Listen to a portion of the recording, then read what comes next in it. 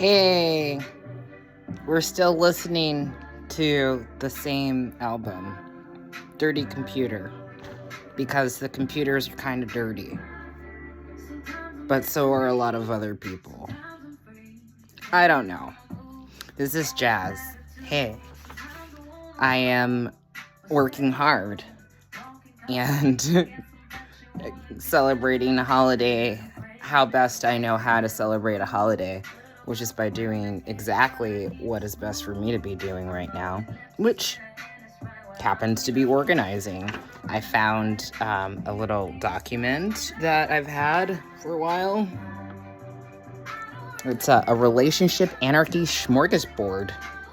It's like a charcuterie board, except for your relationships. Y'all love charcuterie boards, so I don't know why there's such a hard time getting on board with this. But what I'm doing is actually looking at my planner, which I have and I have had for some time, and a lot of people have seen me writing in this. I carry it around with me, and usually if I try and make some sort of an appointment with a person, I actually will hopefully write it down. If I don't write the appointment down, or you don't actually see me putting it into my phone, or I don't take the 2 seconds that whatever it takes for me to have a record of the fact that I said I was going to be at a place, then do not expect me to just show up. Like, I might, because I do that sometimes, but I found out just recently, because I was checking my voicemails and trying to look at the past couple of weeks after the experiences that I experienced on 2 weekends ago or whatever. And I was supposed to be at my doctor's appointment. My doctor's appointment that I already had scheduled for myself and probably written down in various places, and/or had reminders set somewhere for myself. Like also the fact that it was a very, very dear and close personal friend of mine's birthday. And I missed the appointment because I was in the hospital. I missed my doctor's appointment because I was in the hospital. Yep. Tuesday the 7th at 11 a.m. Well, I am looking through my planner, and I've got lots of things inside of the back of it, which are little projects. I've got a letter that I started. I've got a little sticky note. I've got some information about the library downtown, which I love, which has a really cool opportunity where if you want to actually pay some penance or some share gratitude for the existence of a person in your life, you can actually essentially buy a book tile that has their name on it, which, I don't know, like, there are ways that we all have to support each other, and the thing that we have been having an issue with is that the peeps that have had things like money or a lot of time or a lot of access to certain resources have actually just not realized that they are doing an awful job at actually sharing their resources in an equitable way, because we haven't actually been talking with each other about equity. Equity is actually different than equality. Equality is based upon the foundations that we're actually starting from the same place, and that is a lie. Like, we don't need to lie to each other anymore. We don't need to continue with victim blaming. We don't need to continue trying to find the truth behind a person's story of how they've been harmed or hurt within a situation. What we need to do is actually get everybody to sit down at the table and go, hey, these people have been systematically messed with for a while now, and they've been upset about it for, once again, a while now, and the more of it that we continue to ignore, the more times that we tell people to wait for things, the more perfectly valid people are in being frustrated and angry and deciding that they don't want to talk with you and negotiate with you and actually become communicative about things. Like, when people close off and they isolate from each other and they stop actually sharing resources and sharing their skills and their dreams and passions with each other with good intentions that are not about one person being able to accomplish some crazy wild fantasy of theirs. It's about a combined effort of what people actually want to see happen for a place. And the problem is not that we haven't been having these discussions, because we are. That's the fighting. The fighting is us actually having a discussion about rights that need to be actually extended properly to people so that they're actually accessible. Because if I can't get my mail, then I can't get notice of whether or not I can have my food benefits back. And if I can't call the food benefits place downtown to actually talk to a person, because each time that I call, it is like a 3-hour long hold time possibly, or I don't have the ability to get in a car and drive myself somewhere, or manage to get downtown, to get into the office, to sit in front of a person and talk with them and ask them what it is that they really need to see in order to make a decision about whether or not to help you, which I did before Thanksgiving or Friendsgiving or whatever name or label that you want to call it. That is in November. I was told that the things that I would provide, which I went out and tried to get, and there's clear record of that because I have all the paperwork, that I would be able to have these benefits. But that hasn't happened yet, and it's still been months. And it's been months of me waiting for help that I did ask for, because there are ways to get help,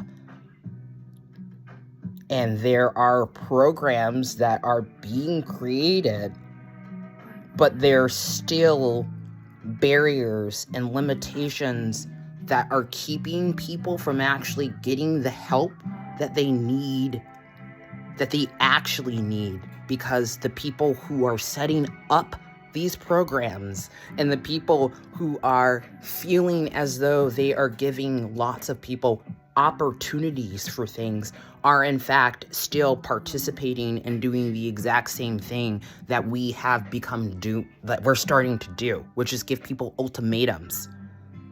Ultimatums are a dichotomous system. It's the exact same thing that we are fighting against. Like, you want to argue with me about my pronouns, you want to argue with me about my gender,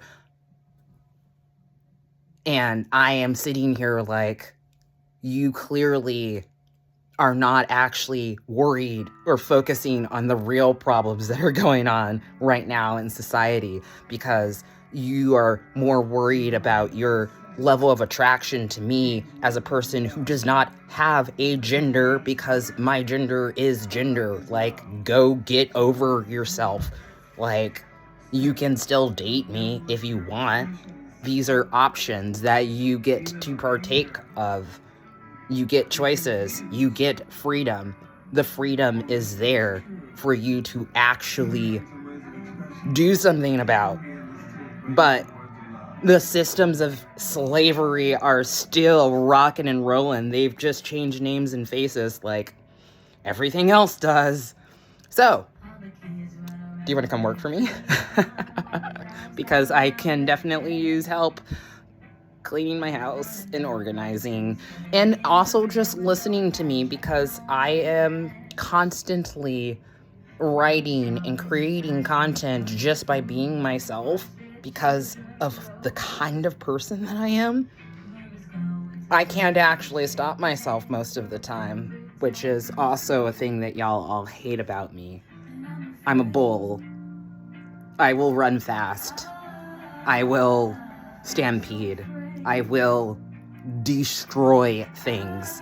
And it is usually linked to something happening with me where I ask for help, or my agency itself is being stripped from me, and there's a different side of the story that you're not necessarily getting. And part of that might be because you're scared to ask me. It might be because last time that we spoke, I felt unapproachable. And I apologize if that's the case, because that does happen. I do get very drawn into my thoughts. I'm constantly paying attention to lots of different things that are happening. I'm constantly seeking out the truth of situations about the people who I care about, and discovering people who are still in really harmful situations in their life where they're being harmed by people who are claiming to actually have their well-being and their actual health as their priority. If a doctor is sitting there not listening to you, tell them about the pain that you're experiencing and the help that you actually need, because you are doing the work that you're supposed to be doing, like going to therapy and taking your medication and taking a look at your diet and looking at whether or not maybe you're developing a strange allergy and your whole body is adjusting right now, that maybe being on the verge of possibly developing diabetes, which is an actual systematic sickness that has been, lo and behold, actually created and perpetuated by, yep, you guessed it, the big bad. It hasn't changed. Our bodies can actually handle not going over the edge. But the moment that we start to not take care of ourselves because we're tired, or because we're hungry, or because our bodies are in pain, we are not operating at full capacity. And that doesn't mean anything to the people in the systems that are keeping us in the bonds of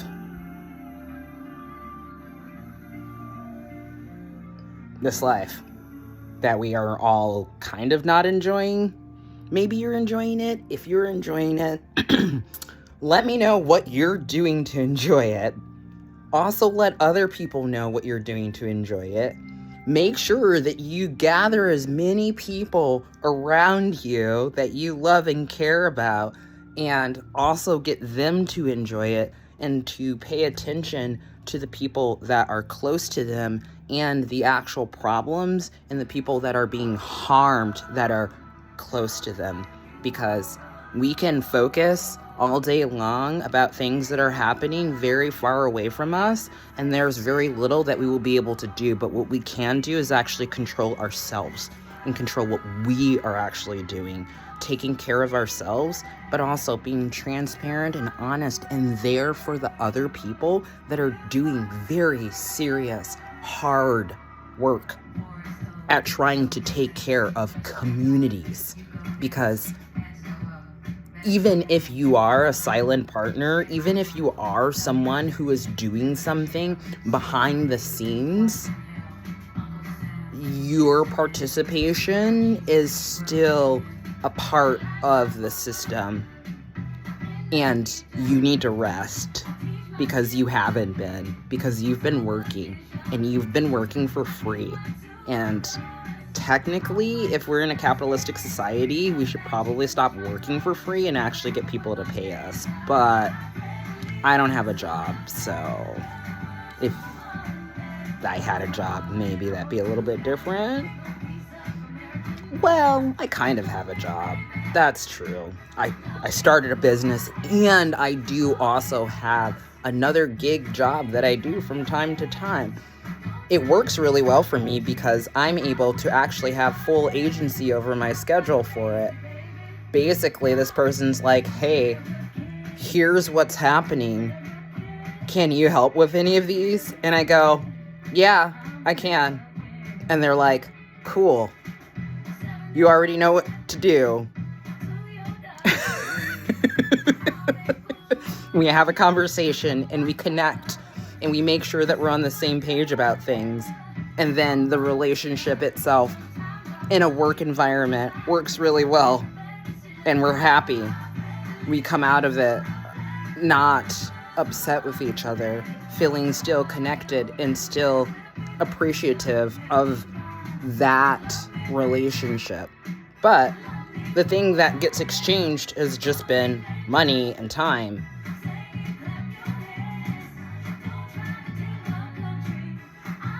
And that is still a relationship. Kind of like, oh, look at this. My relationship anarchy smorgasbord. Oh, let's read. And I printed this off from the internet somewhere. I would have to go find it, but I did this like 2.5 years ago when I was being broken up with, and I was really sad and was also like trying hard to do work about learning how to actually be a relationship anarchist, because I had just kind of learned about it and also figured out that I was like, and have always been trans, and also figuring out a lot of other things about my past and my history, and I kind of took on too much at one time, and that would overwhelm anybody. So I apologize, because all of y'all that have been around for it, yeah, you've probably, you felt some burn at least. And I apologize, because there is actually still very much so in existence people who are being born and brought up in structures, in cultures that do not know about certain things that have happened in our past. They actually have never been forced into education about where they themselves are from, who they're related to, because people have isolated and decided to completely cut ties with their family. It's wild. This relationship anarchy smorgasbord says, to form your relationships, you and another can pick any number of items from any number of platters. Ooh, charcuterie. Now, take a huge helping or just a small scoop. Now we're talking ice cream. The dish, the two or more of you hold, the two or more. Whoa. Is this spoons? Are we talking about spoons now? The dish, you two or more, or bowls, that you hold is your relationship. That's cute. Remember, and this is really big one, remember, you must agree together on what is in it. No sneaking items in without the other knowing, or there will likely be conflict or disappointment later. Oh, I can assure you, you will be disappointed. You will actually live the worst days of your life if you mess up and try and lie about your intentions with a person. Or if you accidentally start putting people into these boxes and not having a discussion with them about it, because they are also human beings that get to make their own decisions and need to have agency to be able to make those decisions, which means that you actually have to exercise the ability to let go of them, kind of like letting your child grow up and be an adult and be friends with them and participate in their lives without necessarily momming them.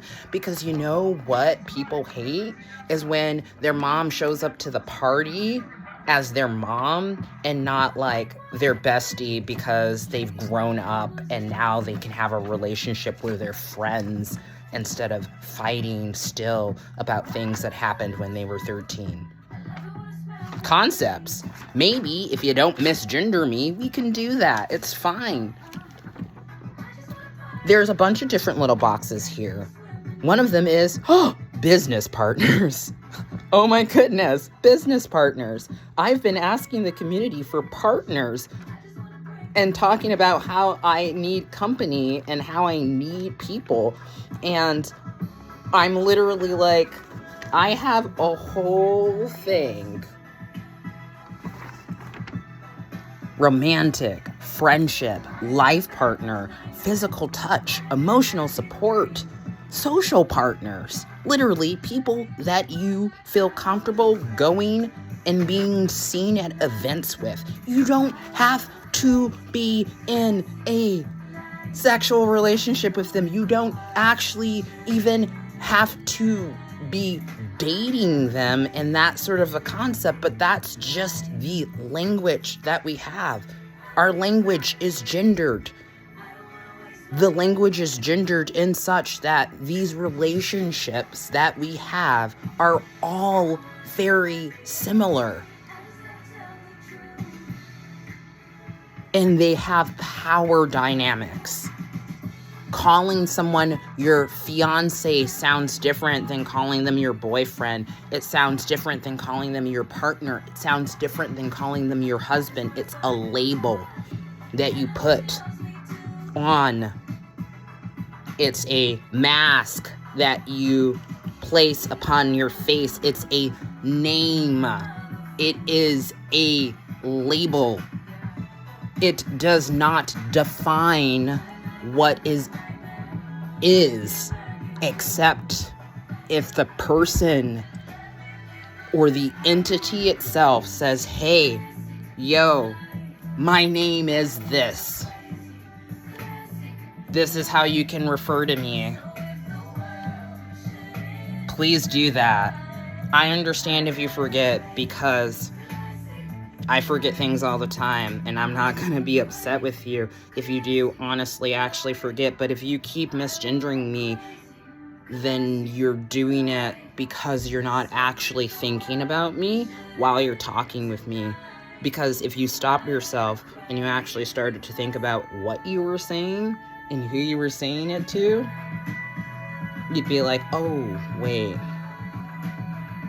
Actually, you know what? I probably shouldn't say something like that to Jazz, because that doesn't really make any sense. Like, if I was considerate of them and the emotional things that have been happening with them in their life, maybe, constantly not inviting them to things and isolating them from communities because they kind of are needy would be, maybe not help. Ooh. Maybe kind of forcing them to work a lot inside of environments that remind them of the people that they're trying to give space to after it's been asked repeatedly that they stop having contact with a person who keeps being around in the community that they're a part of, that they want to be a part of, but they're like, okay, I guess I'll just pretend like none of this hurts while I do it. Yes, that's good. I will actually just actively cry at locations that are public in my car, or even while sitting at the bar stool of one of your favorite places to go to just not be at home and alone, because sometimes maybe you might run into someone who wants to play cards with you, or maybe you might run into somebody who wants to just hang out and chat with you. Maybe you'll run into somebody who is in a very good mood and they want to spend time with you and drink. But the chances don't happen if you yourself don't actually put yourself in line for those. That's a difficult thing to do all the time. It's actually pretty expensive.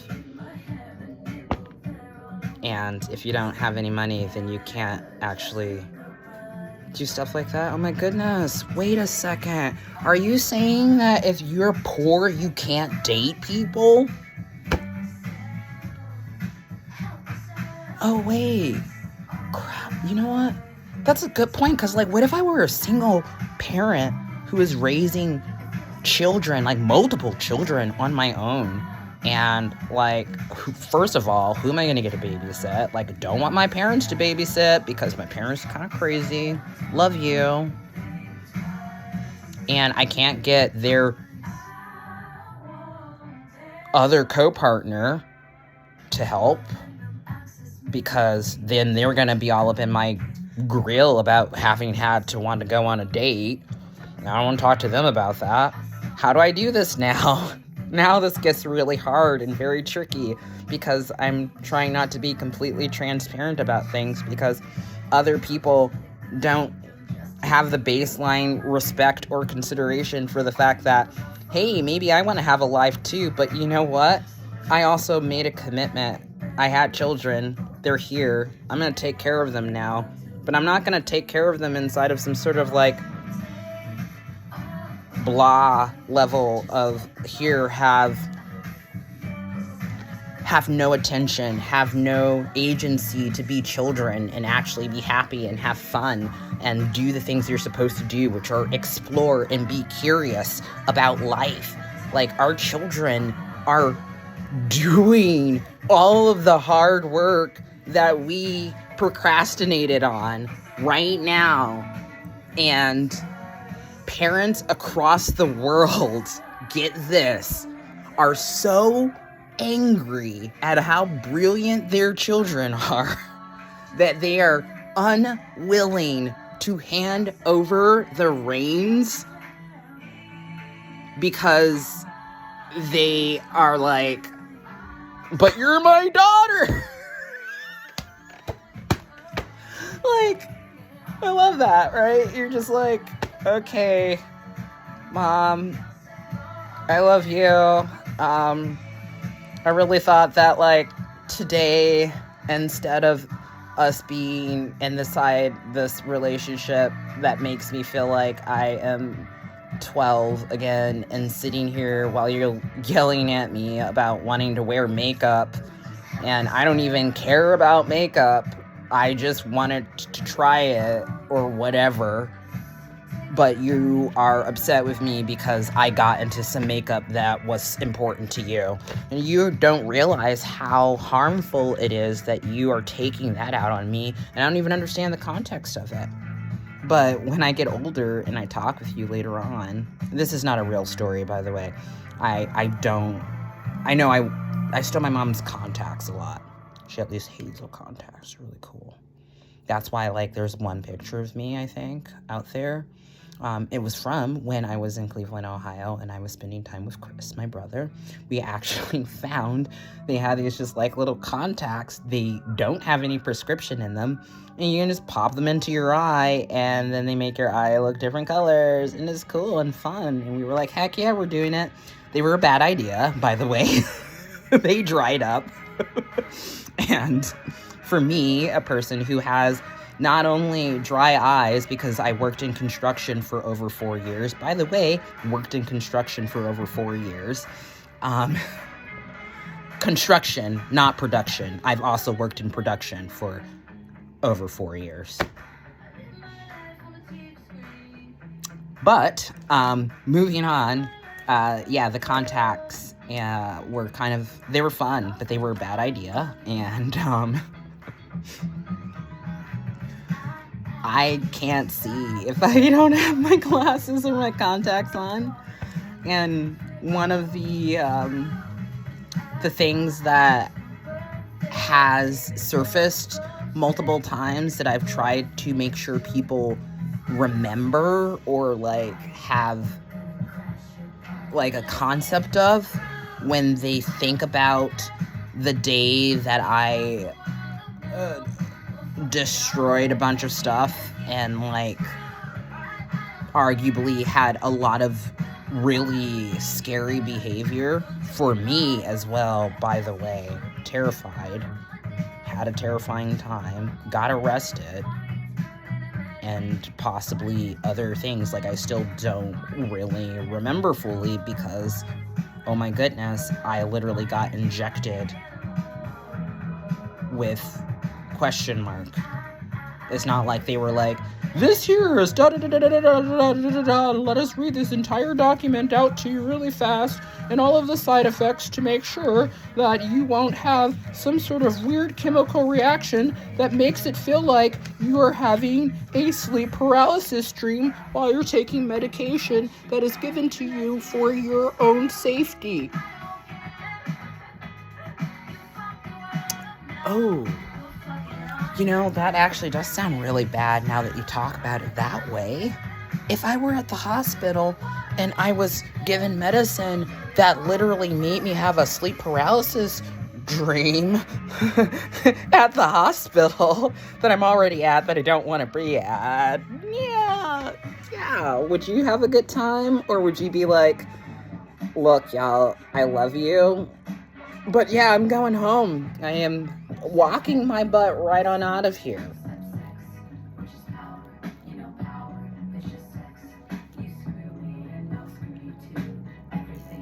I don't even remember what I was talking about now. Got distracted. That's what I do. I get distracted. It's better if there's somebody else here. They help keep me organized. And, now we're back for the song that I actually was posting earlier. Yeah, and this video is like 30 minutes long. So that means it's like,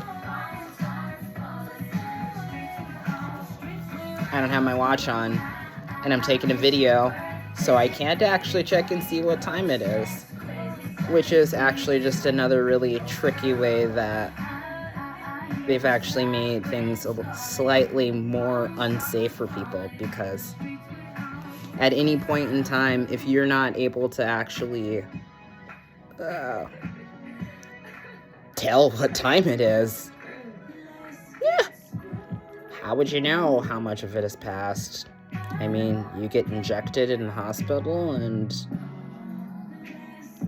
you go back to your house after discharging yourself, and yeah, just go home, and one of the first things that you do is you find your glasses and you put them on and you're like, ooh, I can see. Well, that makes me feel a lot better.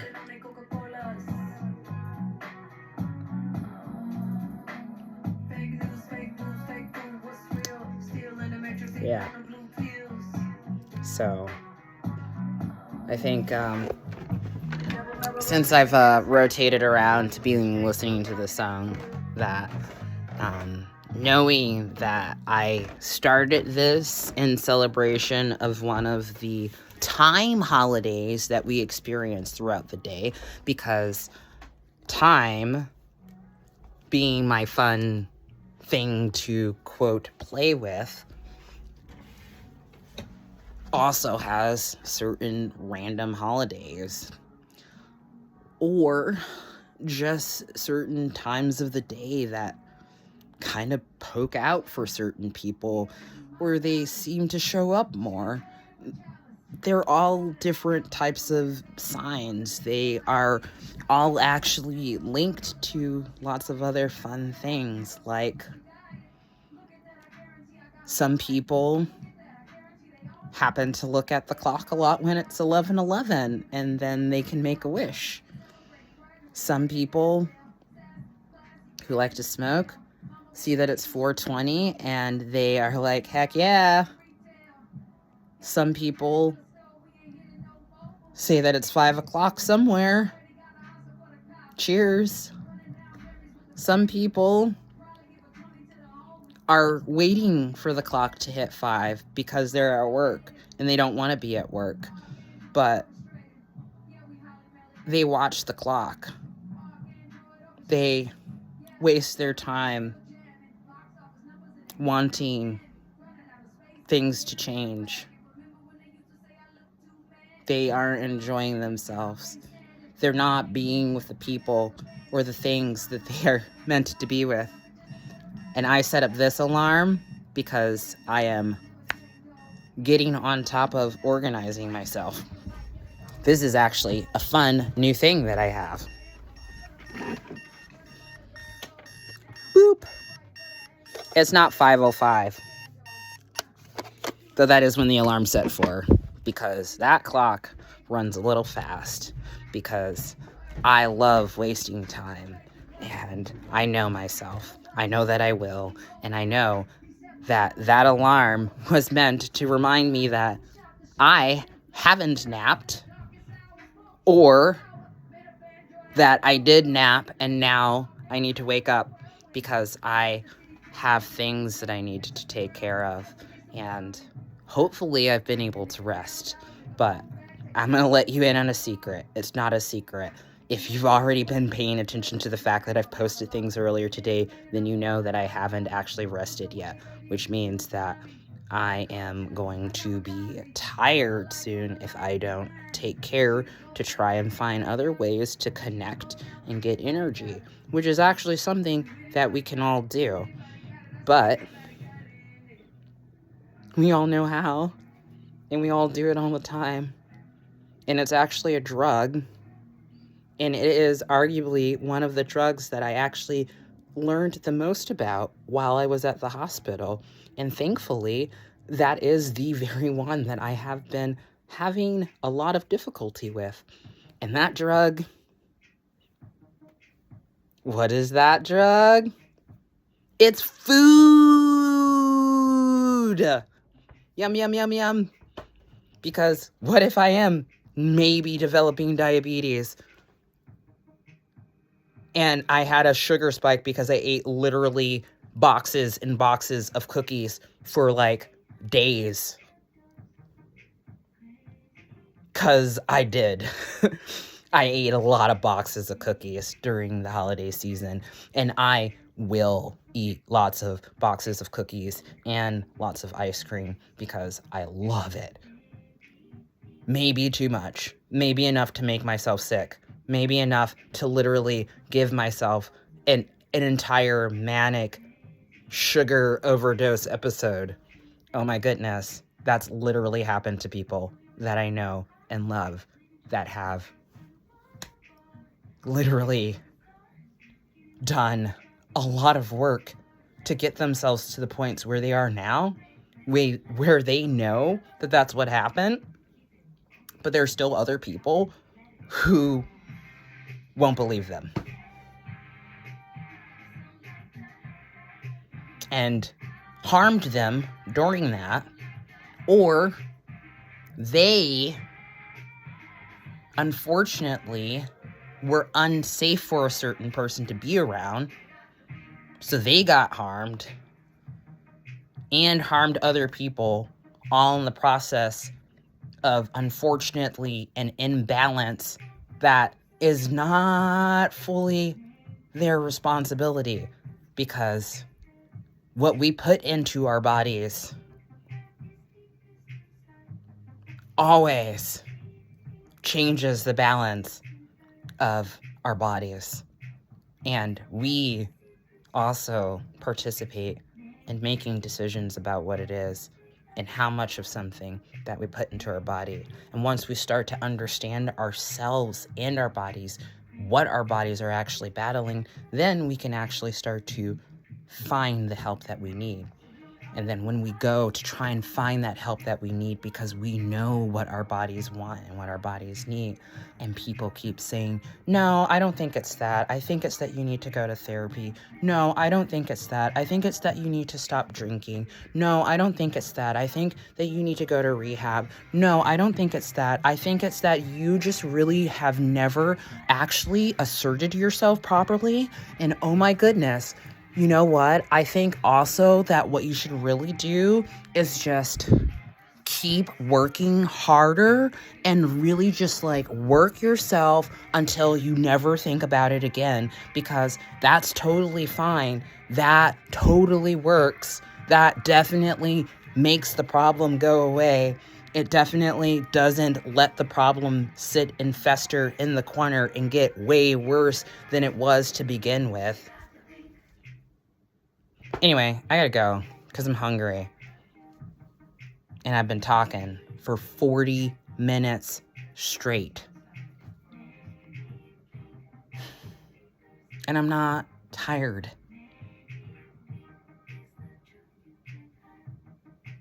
I'm not tired. Not sleepy.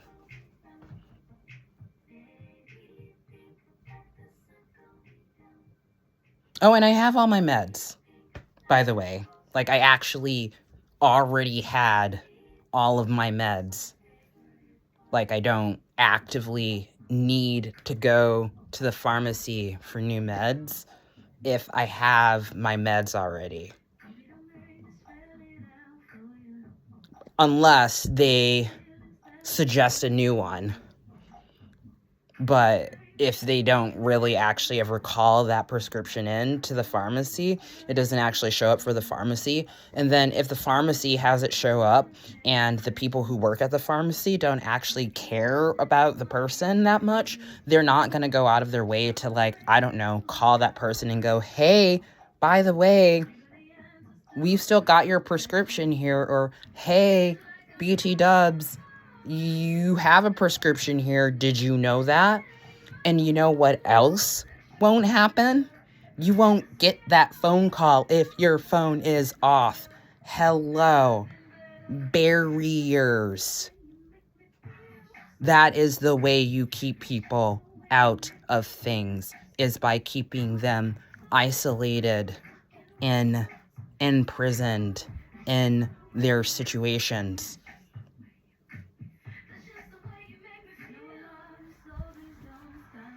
Now we're listening to this one, which I used to sing at karaoke. Laying your body on the shag carpet. You know, I love it, so please don't stop it. It's like I'm powerful with a little bit of tender and emotional sexual bender. Yeah, no one does it better. There's nothing better.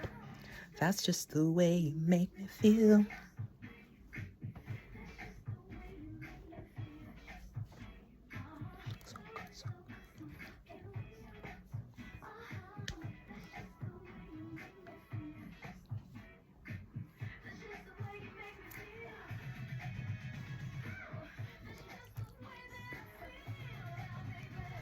I cut off a bunch of my hair.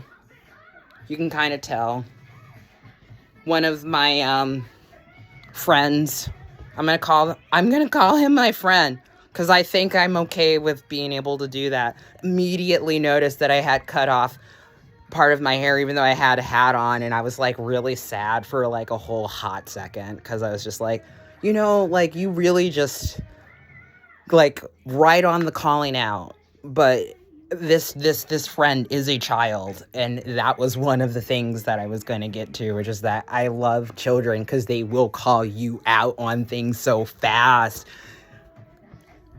And sometimes it's the most annoying thing ever to be around, but actually they're children, and they're actually usually paying attention to all the stuff that's going on around them, and they're telling you the truth a lot. And sometimes people don't want to listen because they're like irritated by their children who are needing and wanting attention, because a single parent who's trying to raise more than one child on their own is, oh, wait a second, even a single parent trying to raise one child on their own is literally struggling in our current society, depending on certain factors. Depending on certain factors. What factors? Huh. How many single parents do you know that come from families with, well, if they've had help, do they have help? Do they have like a grandparent maybe that helps them?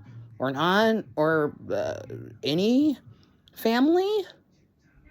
Or is it mostly just them fending for themselves, living far away from the rest of their family, trying to make things work, having done something like moved across country with their spouse who was in the military, and then actually realized that their spouse was very not compatible with them and actually harming them, and then they needed to get away from that situation, so they tried to get divorced, and maybe they were successful in getting divorced, but regardless of that, the hostility and the anger and the harm of the other person who is still very much so not helping the situation is such that, yeah, the struggle for that single parent by themselves in an environment, especially like Alaska, where you could literally freeze outside if you happen to be stuck outside of a place without proper gear on, that, maybe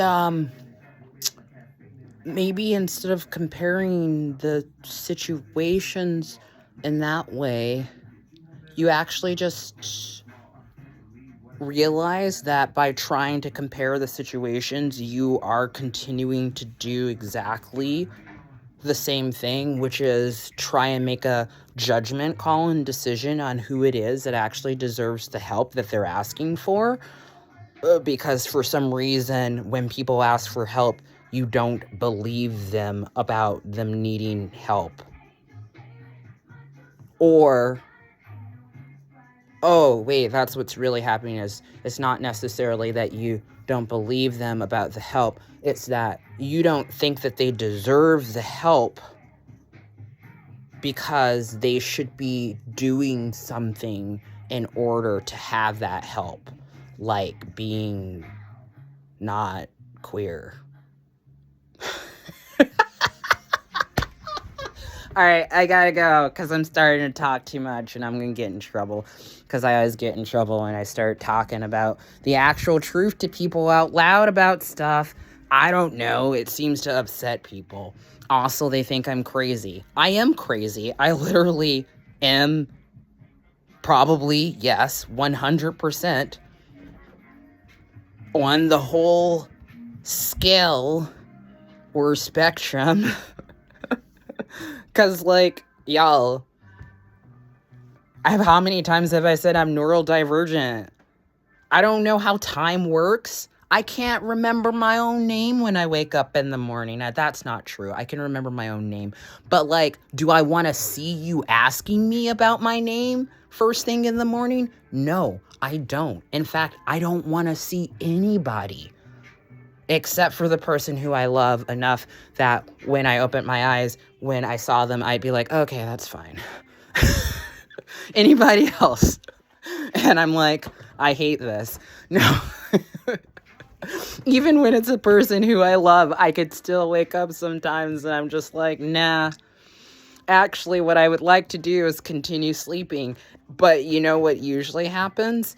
For most people is that they wake up and they're like, I don't feel like it at all today, but I've got to.